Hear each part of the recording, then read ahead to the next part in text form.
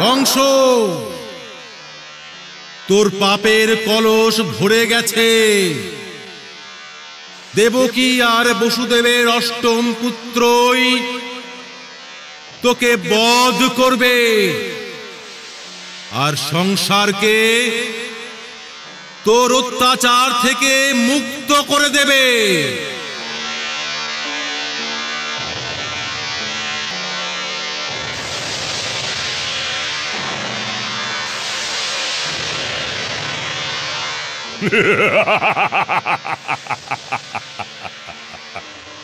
ভালো করলে যে এটা আমাকে বলে দিলে। আমি দেবকী আর বসুদেবের কোনো পুত্রকে জন্ম নিতেই দেব না। তখন কি করবেন আকাশ মহারাজ? আমি দেবকী আর বসুদেবকে বধ করে দেব, আর ওদের কোনো পুত্রকে জন্ম দেবার জন্য আমি জীবিতই রাখবো না।